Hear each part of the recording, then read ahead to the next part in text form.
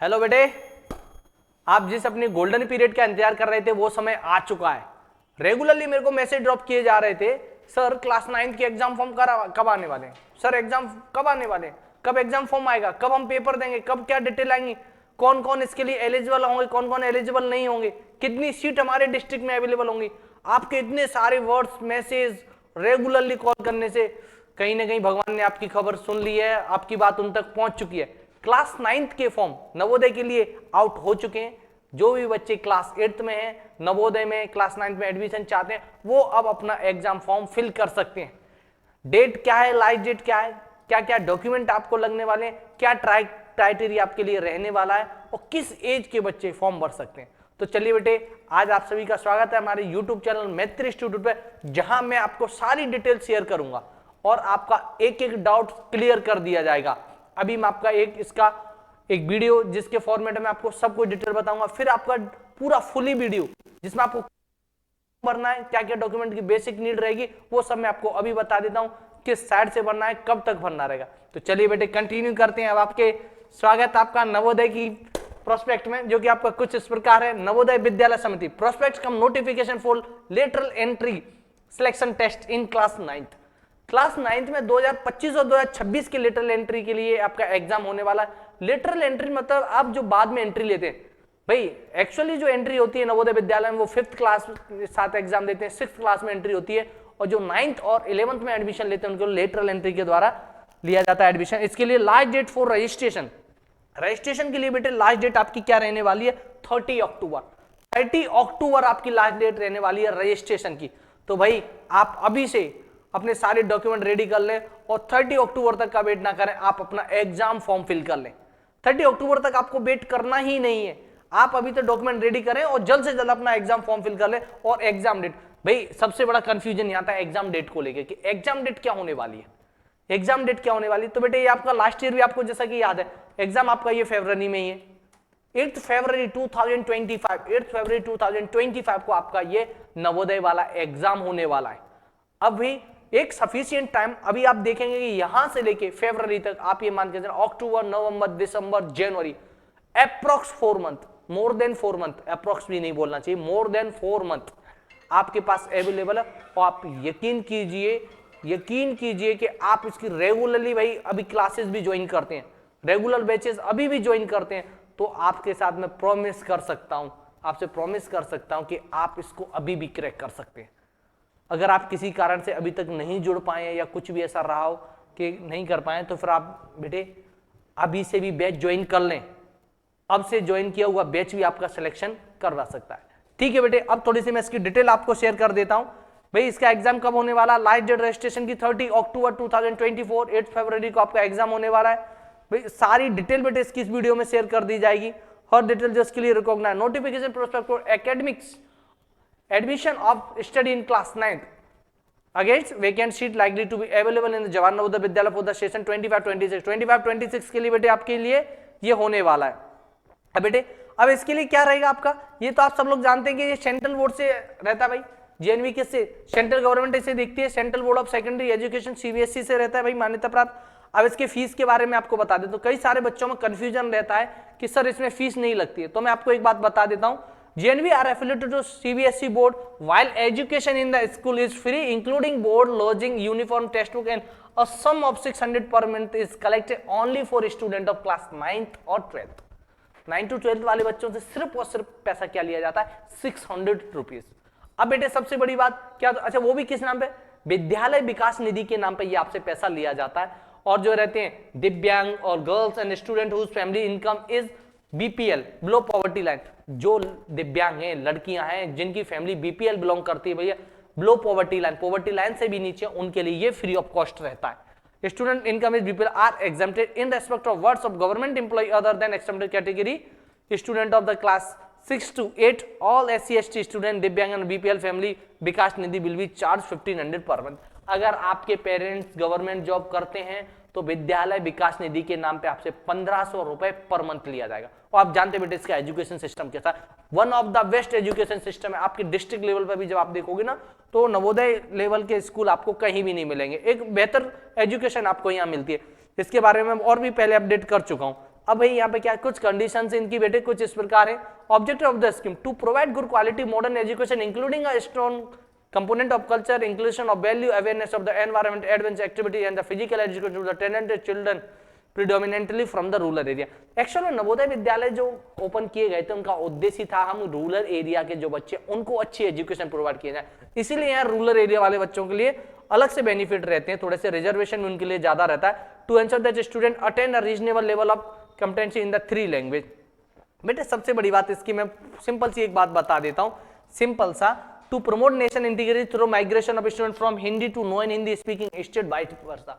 अच्छा यहाँ क्या होता है, ज्यादातर बच्चे क्या होता है 30% ऑफ स्टूडेंट हिंदी लैंग्वेज बोलने वाले होते हैं, तो अपने कल्चर को स्टेट के इंडिया के आप देखें कंट्री के स्टेट के कल्चरों को जान पाए, इसलिए आपका क्या होता है ना एक माइग्रेशन भी किया जाता है। माइग्रेशन मतलब आप इस स्टेट में 1 ईयर के लिए अदर स्टेट में पढ़ने को भी जाते हैं। और बेटे सबसे बड़ी बात मैं आपको इसकी सबसे बड़ी बात जो जरूरी है कि कहां पर कितने विद्यालय हैं। अब आप देखेंगे हर स्टेट वाइज ये लिस्ट है कि किस स्टेट में कितने नवोदय के विद्यालय हैं, और बेटे अब आपको बताऊंगा कि आपके डिस्ट्रिक्ट में कितनी सीट रिमेनिंग है, मैं ये बताऊंगा आपके डिस्ट्रिक्ट में कितनी रिमेनिंग, क्योंकि कई बार ऐसा होता है कि हम सोचते हैं कि भाई मैं भी एग्जाम की तैयारी कर लूं, मालूम चलता है कि मान लीजिए मैं SC ST OBC या जनरल में जिस भी कैटेगरी से बिलोंग करता हूं, भाई मेरे यहाँ तो उस कैटेगरी में सीट्स ही अवेलेबल नहीं है, तो मेरा प्रिपरेशन करना थोड़ा सा मेरे को बाद में भाई डिमोटिवेट फील करता हूँ कि यार भाई ये तो गड़बड़ हो गई। तो इसलिए मैं आपको हर एक जानकारी दूंगा कि भाई आपके स्टेट में आपके डिस्ट्रिक्ट में कितनी सीट्स अवेलेबल हैं। अब भाई ये आपके टोटल स्कूल्स कितने 653 स्कूल्स हैं। अब भाई good quality modern education talented children prominently from the rural area, खासकर रूरल एरिया के लिए को एजुकेशनल है, रेजिडेंशियल है, location usually in rural area, free education आपको यहाँ मिलती है। सबसे बड़ी बात क्या हो जाती है, इनकी एज का क्राइटेरिया क्या रहेगा, ये आपको सारी डिटेल है नेक्स्ट वीडियो में आपको इसके डिस्क्रिप्टिव एक वीडियो बनाएंगे जिसमें आपको सारी डिटेल शेयर कर दी जाएंगी। ये तो आपको मालूम चलेगा कि 8 फरवरी को आपका एग्जाम होने वाला है, 8 फरवरी को आपका एग्जाम होने वाला है। इसके अलावा सबसे बड़ा मेन पॉइंट हो जाता है ना कि सर हमारे लिए एग्जाम डेट क्या होने वाली है, हमारी डेट ऑफ बर्थ क्या होना चाहिए। बेटे सब बच्चे इसको लेके चिंतित हैं, क्योंकि कई सारे बच्चे लास्ट ईयर का भी अगर आप देखोगे तो कई सारे बच्चे ऐसे हैं पूरी फुली तैयारी की वो अपना एग्जाम फॉर्म फिल नहीं कर पाए। तो बेटे सब लोग इस बात को विशेष ध्यान दे लेना, क्या हम उस क्राइटेरिया में आ रहे हैं जहां हम अपना एग्जाम फॉर्म फिल कर लें। तो बेटे इसके लिए आपको डेट दी गई है, अगर आपकी डेट ऑफ बर्थ 1 मई 2010 से लेके 31 जुलाई 2012 इसके बीच में है, समझ रहे आप, 31 जुलाई 2012 इसके बीच में है, तो आप इसका एग्जाम फॉर्म भर सकते हैं। बेटे आप इसका एग्जाम फॉर्म भर सकते हैं। एक बात और आप याद रख लेना, विशेषकर एक बात और याद रख लेना आप कि भाई आप जिस डिस्ट्रिक्ट के मूल निवासी हो आपका स्कूल भी उसी डिस्ट्रिक्ट में हो जाना चाहिए। कई सारे बच्चे क्या करते हैं बेटे कि भाई मैंने तैयारी कर ली, सब कुछ कर लिया, फाइनली फॉर्म के टाइम पे उनको ये याद नहीं है कि यार ये तो गड़बड़ हो गई, मैं अदर डिस्ट्रिक्ट में पढ़ता हूं और मेरा जो डोमिसाइल है कहीं का। जिनके पेरेंट्स जॉब करते हैं वो जनरली क्या हो जाता है, जिनके पेरेंट्स जॉब करते हैं कि भाई वो स्टडी कहीं कर रहा है और उसका मूल निवासी वो कहीं और का रहने वाला है। तो बेटे इसके लिए एक कंडीशन आप लोग याद रखना कि हमारा मूल निवासी और डिस्ट्रिक्ट सेम होना चाहिए। अगर किसी का डॉक्यूमेंट अभी भी रेडी नहीं है तो बेटा आप उसे रेडी कर लो, मूल निवासी उसी डिस्ट्रिक्ट का होना चाहिए जिस डिस्ट्रिक्ट में आप स्टडी कर रहे हैं। आपको मेडिकल बोर्ड का एक सर्टिफिकेट भी लगता है। और बेटे क्या क्या eligibility criteria, those student you have pass 8 in previous academic session are not eligible, जिन्होंने लास्ट ईयर 8 पास कर चुके वो लोग इसके लिए एलिजिबल हैं। कौन एलिजिबल है, वो बच्चे एलिजिबल हैं जो करंटली 2024-25 वाले सेशन में क्लास 8 में अभी स्टडी कर रहे हैं, जो ऑनगोइंग अभी स्टडी 8 क्लास में कर रहे हैं वो इसके लिए एलिजिबल है। अब भाई एक बात याद रखना, जो इसके लिए डेट थी इसकी 1 मई 2010 से लेके 31 जुलाई 2012, इसमें बच्चे की डेट अगर 1 में है तो भी वो भाई वैलिड है, 31 जुलाई है तो भी वैलिड है, दोनों डेट इंक्लूसिव है, मतलब आप इन्हें मान के चले इस डेट को भी है तो बेटे आप इसे फॉर्म भर सकते हो। अभी district of the study in class, district of resident is different, कौन नहीं भर सकते। अब भाई इस बात को बहुत ध्यान रखना कि कौन नहीं भर सकते, इनको थोड़ा सा ध्यान देखना। Student of study class 8 is not government recognised, और भाई अगर आपका स्कूल कहीं से मान्यता प्राप्त नहीं है, देखिए कई सारे स्कूलों की मान्यता क्या है ना चली जाती है, भाई वो अपनी मान्यता रिन्यू नहीं करवा पाए, ऐसा कुछ हो गया तो भी बेटे आप फॉर्म नहीं भर सकते। इस बात को ध्यान देना कि तो भी आप फॉर्म अपना नहीं भर पाएंगे। If the candidate already applied for the letter and details in the previous academic session, अगर आप पहले कभी भी भले ही मजाक में या सिर्फ चेक करने को, कई सारे बच्चे अपना जीवन खराब कर चुके हैं, इसके लिए भी अगर इसका एग्जाम फॉर्म भर चुके हैं, तो बेटे आप ये बात मान के चलें कि आप दोबारा से फॉर्म इसका नहीं भर पाएंगे, दोबारा से इसका फॉर्म नहीं भर पाएंगे। थोड़े से बच्चे इन चीजों पर थोड़ा ध्यान देंगे तो आपको समझ में आएगा कि क्या क्या आपको दिक्कतें अभी फेस करनी पड़ेंगी।